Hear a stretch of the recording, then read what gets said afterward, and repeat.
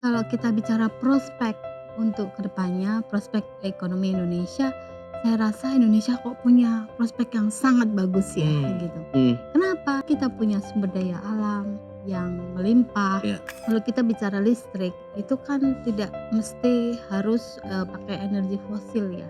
iya, Kita punya abundant of betul, natural mmm, resources ya. Jadi kita punya tenaga surya, betul, kita punya air, air ya, betul, yang harus difokuskan sama mhm, pemerintah ini adalah skill labor gitu. iya Jangan sih, sampai bangun pabrik tapi rakyatnya atau mhm, masyarakat Indonesia tuh jadi penonton. Untuk bisa, melakukan, itu untuk bisa menarik ya tentunya kita harus convince mereka ya. mhm, Jemput bola. betul.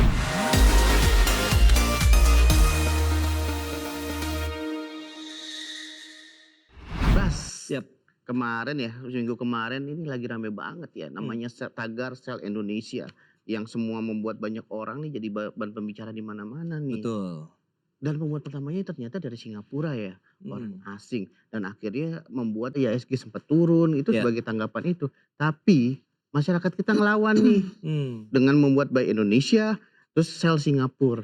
Nah, oke, kira-kira gimana ya dengan cara pemerintah untuk membalikan kepercayaan investor dengan mengembalinya kemarin ya, mmm, setelah kita ke IHSG turun, rupiah turun, sekarang udah membalik. Tapi betul. kepercayaan investor seperti apa nih sejauh ini?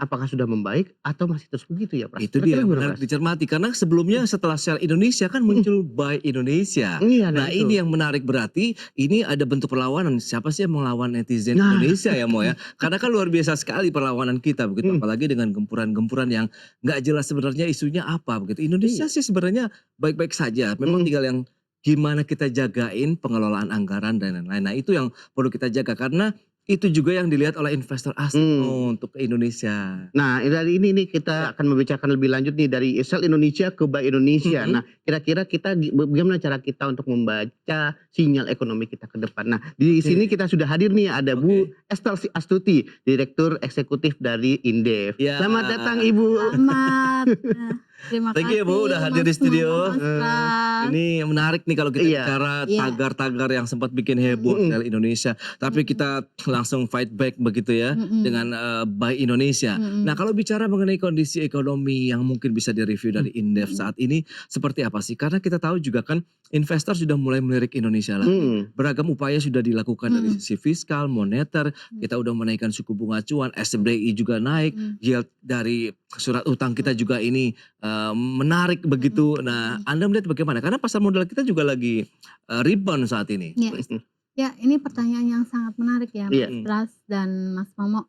Jadi kalau kita bicara prospek untuk kedepannya, prospek ekonomi Indonesia, saya rasa Indonesia kok punya prospek yang sangat bagus ya, mmm, gitu. mhm, Kenapa? Yang pertama kita punya sumber daya alam yang melimpah, iya, kita punya masyarakat, Indonesia yang luar biasa gitu mmm, ya, 280 orang loh. iya, That's a betul. big market gitu loh. Yes, Semua negara itu pengen marketnya di Indonesia. mhm, iya, Nah, kita punya sumber daya alam yang melimpah, kita punya labor, kita punya ya market yang besar. mmm, Jadi saya rasa prospek kedepannya itu luar biasa gitu. mhm, Tinggal bagaimana kita mengelola Indonesia ini dengan baik gitu sehingga Eee, s nggak nggak hanya Indonesia yang dilirik gitu, bahkan mereka itu yang kayak Cina gitu ya, mmm. terus Singapura, Malaysia, iya, mereka juga belajarnya dulu dari Indonesia gitu loh. betul, iya iya, Itu belajarnya apa itu yang dipelajari dari Indonesia waktu itu? Nah, jadi kalau, saya baca ini ya, Mhm, sejarahnya, ada yang namanya, Michael Porter. mhm, Michael Porter itu, terkenal dengan daya saing, oke, kompetitif teori iya, gitu kan.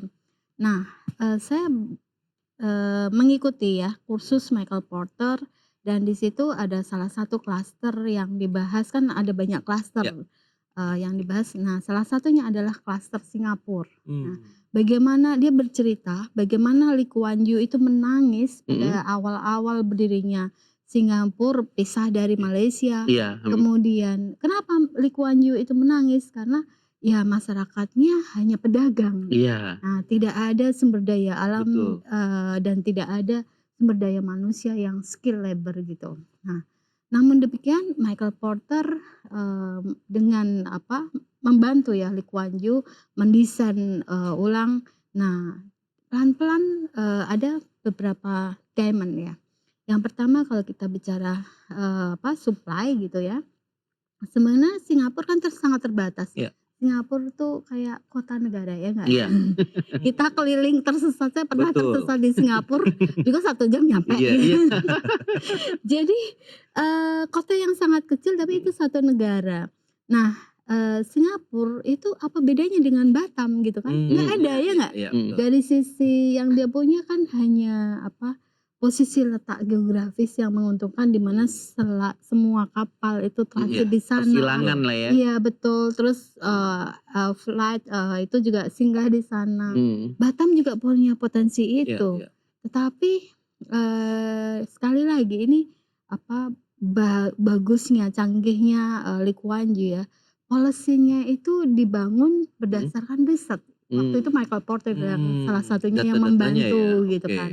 Jadi memetakan supply condition-nya gimana, demand condition-nya gimana, supporting item-nya gimana, infrastrukturnya seperti apa, terus kemudian environment yang harus dibantu, Ya. bentuk seperti apa kayak gitu. Jadi, Malaysia juga belajar dari kita juga.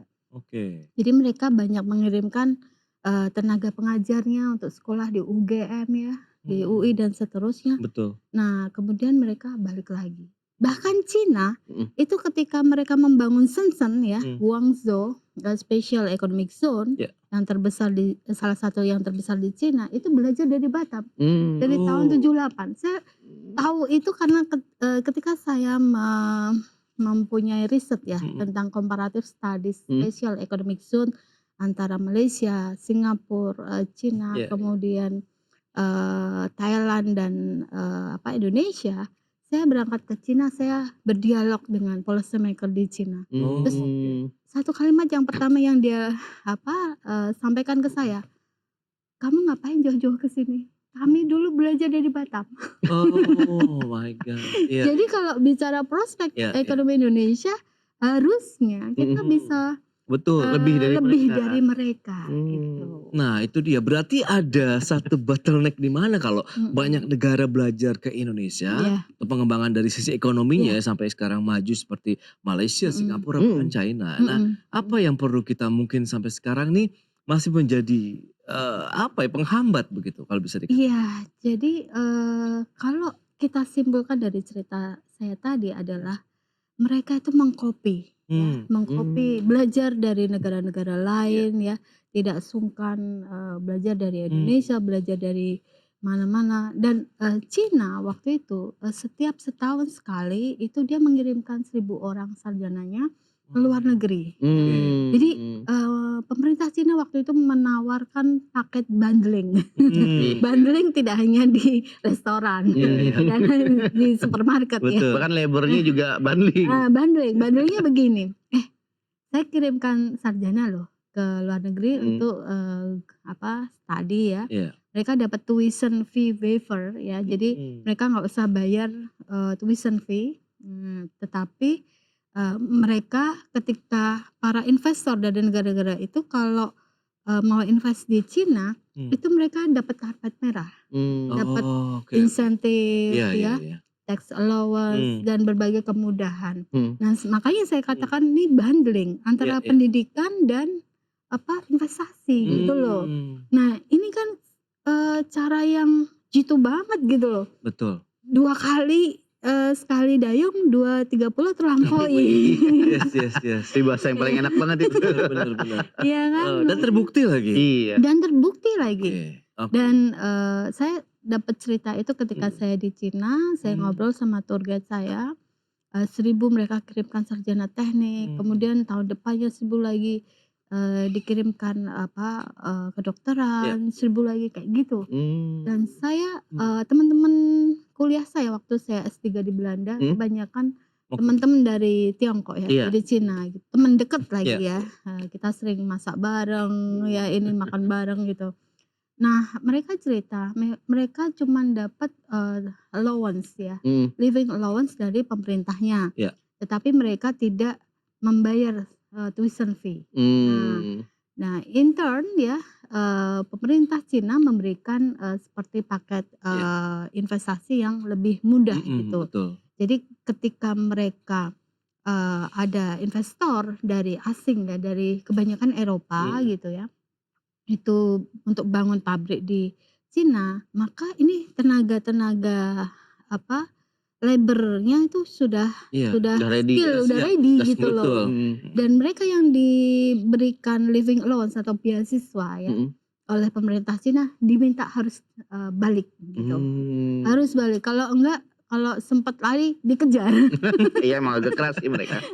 Iya iya. Tapi Sampai menarik loh segitunya. soal SEZ ini atau Mhm. Special Economic Zone atau Mhm. kalau di kita kan ada apa namanya kawasan ekonomi KEK, khusus Iya. ya. mhm. Nah, saya pernah dengar waktu itu Mhm. dari salah satu petinggi ya, Mhm. direktur programnya untuk KEK sendiri. Mhm. Dia bilang nggak hanya sekarang ke Cina, Mhm. tapi sekarang Malaysia, Singapura juga ikut sistem KEK itu. Mhm. Sebenarnya seberapa potensial ya Mhm. kalau kita lihat? Apalagi kan ini juga berkaitan dengan para investor juga untuk ke Indonesia. Iya Iya. iya iya. Jadi sebenarnya saya ini kan, Mhm. riset saya udah saya mulai tahun 2008. Mhm. Mmm. Waktu itu kerjasama antara, Universitas Indonesia dengan National University Mhm. Singapore gitu kan. Kemudian, saya perluas lagi dengan, funding dari UI ya waktu itu hibah. Oke. Nah, di situ apa yang bisa kita pelajari? Memang, industrialisasi atau industri manufacturing itu, kontribusinya ke PDB setiap negara itu besar gitu. Mhm. Iya. Mereka sadar sehingga mereka membangun satu kawasan khusus di mana di situ ada pabrik-pabrik. Iya. Mhm. Nah, pabrik-pabrik itu kan sebenarnya, tidak tidak mesti sih harus satu kawasan gitu. Tetapi kenapa dibikin kawasan ekonomi khusus? Karena di situ mereka bisa leluasa ya. Pertama ya, Mhm. akses terhadap airport itu, langsung gitu. Jadi Mmm. ketika saya ke Penang itu, saya bisa lihat pesawat mendarat dan kemudian pesawat terbang lagi gitu. Seaport-nya juga terintegrasi. Iya. Jadi tidak hanya airport tetapi seaport dan Mhm. highway gitu. Oke. Iya highway. Nah, dan di situ mereka bisa garansi bahwa mereka bisa melakukan ekspor impor dalam waktu 1 hari. Wah. Ih. Iya Karena iya. Ngeri ya, terintegrasi itu heeh. Oke. tadi gitu. Dan kepabeannya ya, supaya mereka mau untuk invest di situ kan Mhm. relatively agak jauh ya. Iya. Mhm. Nah itu ada insentifnya Mhm. gitu ya. Nah, lalu bagaimana untuk bisa mengembangkan kawasan industri ini? Mhm. Saya sebenarnya sudah banyak ngomong sih, Mhm. tetapi intinya adalah belajar dari negara-negara itu, ini, ambil atau tarik ya, big player ya. Mhm. Mmm. Misalnya kalau kita bicara, di Malaysia ya, perusahaan mereka kan, yang punya, maaf nyebut merek, Iya. Pentium gitu ya, Mhm. Oke. itu tarik Ditarik. ya. Oke. Mmm. Kenapa, ambil big player gitu Mmm. ya, karena ini kalau dia ditarik, Pancingan lah ya. dia juga pancingan Iya. buat supporting industry Betul. yang Iya. terkait itu loh. Iya iya. Semiconductor-nya nanti ikut, Betul. yang ini juga ikut, yang supporting Iya iya. industry-nya itu ikut semua gitu Oke. loh. Nah, Mmm. caranya begitu harusnya Nah, Bu ya. Esther ini menarik kalau memang kita kan dulu juga pernah mendengar upaya kita untuk menarik tadi big player Iya. global ya, dari Mhm, sisi mhm, teknologi lah mhm, misalnya. mhm. Tapi kan belum berhasil juga. Nah, apa yang Anda lihat gitu berdasarkan riset yang Bu Esther lakukan selama Mhm. ini? Karena kan ini kaitannya dengan daya saing Indonesia nih Iya. ujung-ujungnya. Kalau memang infrastrukturnya yang belum memadai, kalau misalnya tadi bagaimana ketepatan waktu ekspor impor bisa dipersingkat, Mhm. jarak antara mungkin, airport kemudian juga dengan pelabuhan, dengan lokasi-lokasi ekonomi itu demikian dekatnya dan Mhm. demikian mudahnya diakses atau bagaimana Anda melihatnya? Nah, ini bukan suara saya, Mmm. ini adalah suara-suara para pelaku usaha yang Oke. curcol ke saya. Oh, baik, oke. Jadi contohnya gini, Iya iya. ketika mereka bangun pabrik ya Mhm. di suatu kawasan pulau gitu Iya. ya, mereka itu kadang-kadang infrastrukturnya, nggak siap di pulau itu. Wah, Energinya, itu dia. Iya, jadi mereka betul. harus, bikin pembangkit listrik di daerah itu Iya. sendiri, Mmm. air bersih sendiri dan Betul. Iya seterusnya iya iya. gitu. Nah, ke depannya Indef nih lagi ada kajian juga gitu Hmm. tentang renewable energy zone. Hmm. Apa sih renewable energy zone ya? Kalau kita bicara listrik, itu kan tidak mesti harus, pakai energi fosil ya. Iya, Kita punya abundant of betul. natural Hmm, resources ya. Jadi kita punya tenaga surya, kita betul. punya Air, air ya, betul. kita punya ya Angin angin pun ada. sedikit-sedikit ya Ada. kan. Nah, untuk Semilir. daerah-daerah tertentu ini, dikembangkan sesuai dengan karakteristik di daerah itu. Iya, Misalnya iya, di NTT dengan, panas yang sangat strong gitu iya. ya, itu, tenaga surya oke. Nah, Hmm, di sana mungkin bisa dibangun satu kawasan renewable energy yang terintegrasi dengan kawasan ekonomi khususnya gitu. Hmm. Sehingga, para, investor itu tidak membangun pabrik, oke. apa, dengan mulai dari nol gitu Hmm, kan. Hmm. Tapi, infrastrukturnya itu sudah oke. ada Iya, iya. gitu. Kedepannya pengennya kayak gitu sih, Mas. Nah, Idealnya lah ya. ya itu yang pertama. Hmm. Jadi masalah infrastruktur yang tidak siap Iya. gitu ya. Yang kedua, keluhan investor adalah Hmm. uncertainty. Nah, boleh dicek kalau itu ya. Santai. Data dari apa, is doing business, data Iya, dari betul. berbagai macam sources ya. Uncertainty. Hmm. Regulasi di Indonesia itu kadang tahun ini, tahun depan, tahun Hmm. depannya lagi berbeda gitu loh. Iya, iya. Jadi ini adalah PR kita Betul gitu. itu. Jadi harusnya tuh, ya dalam within 5 tahun atau Hmm. 10 tahun itu sama gitu. Ya, Karena kan kalau investor saya misalnya pengen bangun pabrik ya gitu, tentu tahun pertama belum untung dong, Iya. iya iya, nggak? iya. Ya kan? At least, 5 tahun, 10 Hmm. tahun gitu itu sama gitu. Lah kalau, kalau tadi misalnya Indef barusan ada apa, diskusi tentang mineral kritis ya. Hmm. Regulasi yang ada di mineral kritis itu sedikit, Hmm. Hmm. tetapi berubah terus Iya. tahun Oke. ini, tahun depan beda lagi gitu. Nah itu Tergantung ininya. ya membuat apa, investor itu Ya, tidak, pasti ya. Iya. Padahal di awal kalau ketika mau invest kan, udah ada hitungan feasibility betul. studies-nya dan Hmm. seterusnya ya kan? Apalagi yang untuk jangka panjang ya. Iya. Betul itu. Wow, PR-nya sangat klasik dong berarti. Tapi dengan kondisi kan Indonesia sudah memiliki banyak hal ya. Hmm. Mhm, Mulai dari tadi kan disebutkan angin udah ada, batu mhm, bara atau Iya. mungkin mineral kritis sudah mhm, punya semua. mhm, Sebenarnya apa sih yang harus dinotis pemerintah dalam mengedepankan ekonomi Indonesia mungkin ke dalam beberapa tahun mendatang lebih, apalagi kita kan agak cukup tertinggal ya dari Hmm. negara-negara mhm, negara Betul. tetangga ya terutama untuk mineral kritis dan lainnya. mhm. Kira-kira apa yang harus dinotis pemerintah? Langkah-langkah apa yang tepat sebagai strategi atau langkah yang tepat dilakukan pemerintah dalam menghadapi ini gitu? Ya, jadi memang tidak gampang ya, Mhm. ngomong sih gampang ya. Iya. Itu paling gampang, Bu. Apalagi Enggak, nanya. enggak. Yang penting kan omong itu ide, Bu. Iya. Tinggal kita jaga action-nya aja, ya kan? Masalahnya kadang-kadang konsep tuh nggak sama dengan implementasi. Iya benar. Oke, oke. Ya kan? Jadi gini, tadi saya ya berarti kan, Hmm. perlu ya infrastruktur, dari apa namanya, di kawasan-kawasan Hmm. industri itu harus, ready gitu Ya, kan. betul. Dan yang kedua, regulasinya tidak ya harus pasti gitu, Hmm. Ya. tidak Pastian. berubah-ubah. Terus yang ketiga, harmonisasi regulasi juga penting, Mas, Hmm. gitu ya. Jadi, saya mendengar ada beberapa, dan banyak investor ya, Hmm. mereka mengurus perizinan itu misalnya dalam 2 tahun itu diurus perizinan 64 izin, 64 iya benar. dan itu memakan 2 tahun Iya, gitu iya, kan. iya. Nah itu kan, ibarat apa, orang mau bangun pabrik udah makan Betul. waktu 2 tahun Iya. dulu gitu kan, Iya. Gimana mau buang untungnya? Belum mulai udah percuma persiapannya 2 kan. tahun. Nah, Nanti pada saat pembangunan juga butuh berapa tahun. Iya. Pemerintahan 5 tahun. betul. Selesai dong, Bu. Nah, yang ketiga ya, kan ganti lagi nanti kan peraturan beda Nah, lagi. itu dia. Baru mau Kalau 2 mulai periode habis. Nah, ganti. itu. Aduh. Nah, terus apalagi 3 periode ya. Iya. Jadi, misalnya gini, dan yang keempat kalau kita Hmm. lihat lagi, setelah harmonisasi regulasi ya, yang harus difokuskan sama Hmm. pemerintah ini adalah skill labor gitu. Iya Jangan sih. sampai bangun pabrik tapi rakyatnya atau Mhm. masyarakat Indonesia tuh jadi penonton. Mhm. Orang-orangnya banyak yang dari Yes. Cina gitu ya. Iya. Saya kalau di bandara itu sering ketemu loh, Mmm. orang-orang dari luar gitu Mhm. ya, yang saya yakin itu dari Tiongkok ya, Mmm. mereka bekerja di Indonesia Oke. gitu.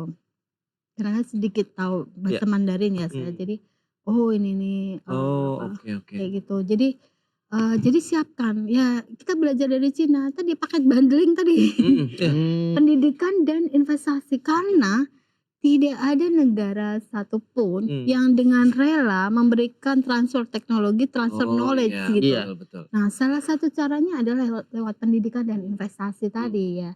Adanya program pendidikan join gitu ya, Mhm. join riset, terus, join yang tadi yang saya katakan tuition waiver Iya. dan seterusnya. Itu kan mereka pulang dia punya ilmunya, Iya. iya kan. Iya. Terus, mereka bisa bangun. Yang dilakukan Cina ketika itu adalah ada investor Jepang datang, Mmm. bikin motor Jepang tuh Mhm. di-copy. Oh Iya. iya Pesawat iya. juga di-copy. Iya. Sempet zaman itu lagi rame-ramenya tuh ya. Iya. Mobil-mobil Iya. Eropa, Iya, ya mobil kan, Eropa Betul. banyak itu tuh. di-copy ya. Mhm. Kemudian diinovasi ya, Mhm. ngopi itu nggak salah kok, ngopi itu Mmm. bener gitu. ATM jatuhnya. Eee, Amati, di tiru, ya amati, tiru gitu ya, modifikasi. modifikasi. Nah, baru nanti bicara tentang, scale of labor Iya gitu, iya iya, bener. economic scale gitu. Mmm. Mmm. Jadi bagaimana ya, kita ini bisa memproduksi barang, Oke. dengan banyak, dengan masif, tapi harganya murah gitu. Betul. Maka kalau nggak heran ya, produk-produk Cina Mmm. itu kalau di luar negeri itu ya di mana-mana ada.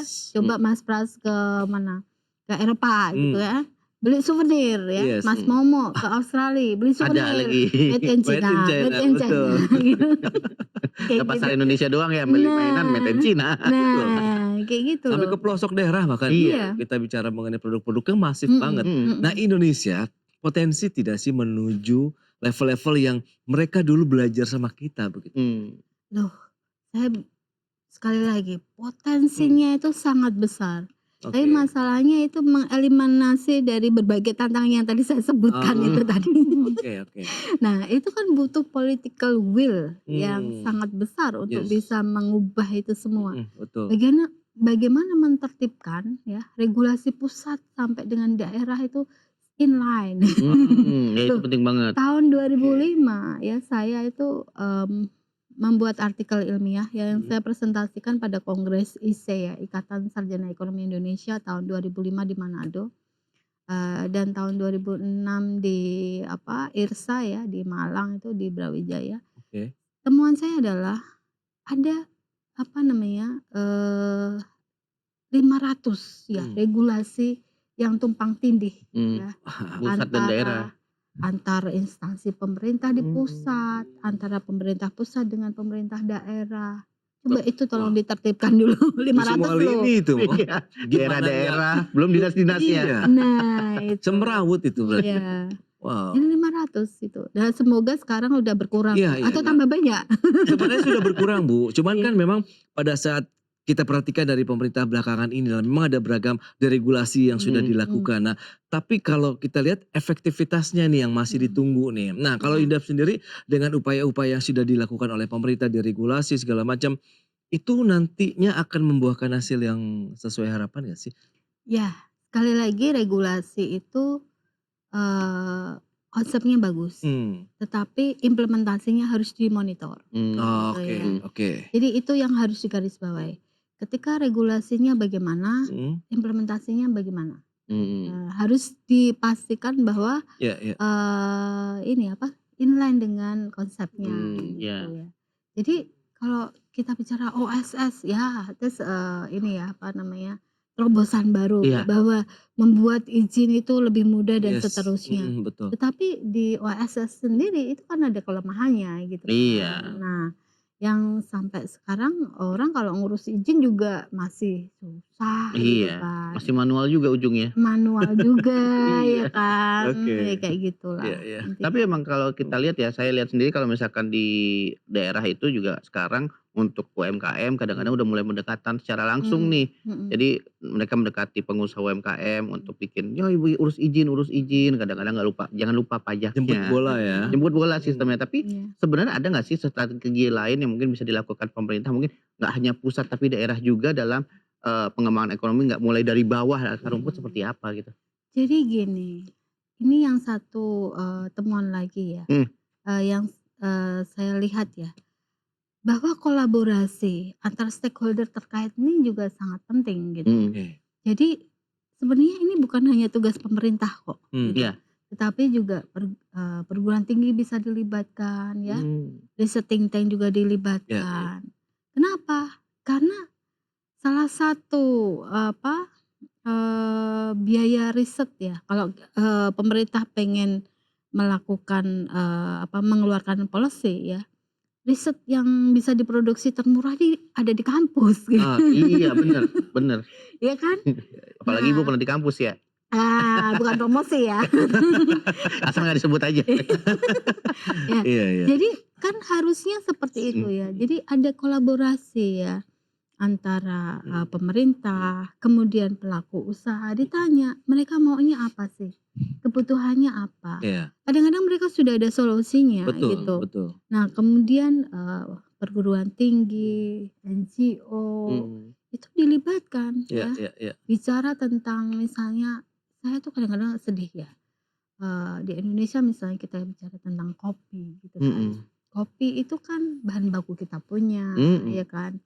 Tapi roaster-roaster internasional itu hanya sedikit yang ada di sini gitu mmm, kan. Iya. Sebenarnya kan kalau kita bicara, sumber daya alam, komoditas kan nggak hanya kopi, mhm, Betul. kita punya apa namanya, coconut, kakao, kakao, iya Swiss ya, iya, kemudian Belanda, Mhm. Belgia, Iya. mmm, oleh-olehnya apa kalau dari sana Mas? Iya, coklat ujungnya. Coklat. Tapi aslinya dari mana sumbernya? tapi apakah mereka punya kebun Iya, coklat? nggak Nggak ada. ada, Nggak ada. ya kan. Semua ngambil di Semuanya dari Afrika, Indonesia, dan Iya. kawasan lain. betul, jadi dari Ghana, Mhm. kemudian dari Mhm, Sulawesi gitu.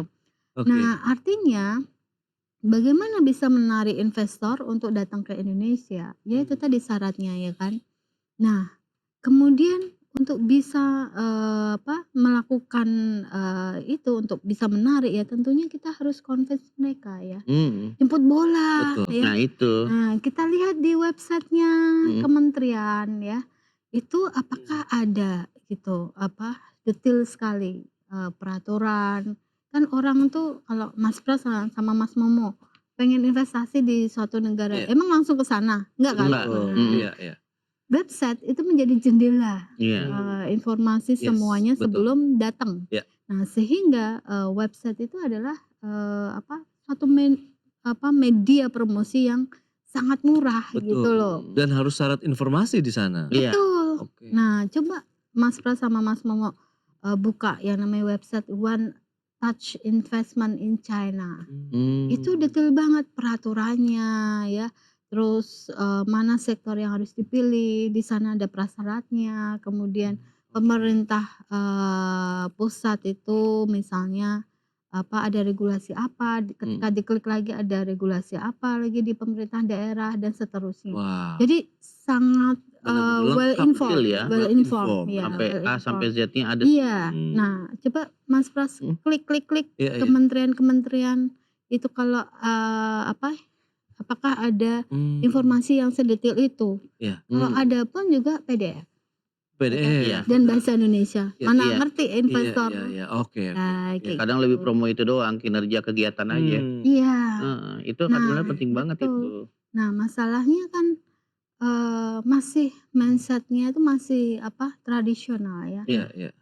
Dengan, jamuan makan, dengan, gathering ya, investor, calon investor di luar negeri. Iya. Padahal ada media promosi yang sangat murah gitu, Iya. yang bisa dilakukan, bangun website. yang agak Kenapa sih? terabaikan. Seperti Ya, itu. Bu, kalau kita bicara mengenai kebijakan, tadi kan memang concern-nya dari Indef sendiri sepertinya memang kaitannya dengan implementasi ya dari Ya, setiap Mhm, kebijakan yang ada, yang oke lah kebijakan, idenya inovatif dan lain-lain, tapi kan tinggal actionnya saja yang di lapangan. Nah, Betul. ini perlu ada satu payung hukum yang lebih kuat lagi nggak sih, yang menjamin bahwa setiap kebijakan yang sudah dikeluarkan oleh pemerintah ini tidak akan mengalami perubahan dalam jangka waktu 1 tahun, 2 tahun, 5 tahun, atau Mhm. dalam satu periode pemerintahan kemudian akan berlanjut ke pemerintahan berikutnya, itu memungkinkan tidak sih ada di Indonesia? Sebenarnya zamannya dulu itu, Hmm. dulu banget sudah ada. Kita Ah, kita oke oke. inget Mas Pras zaman kecil Mhm. Repelita. Oh Ya, iya, siap, betul. 32 tahun. Iya iya iya iya iya.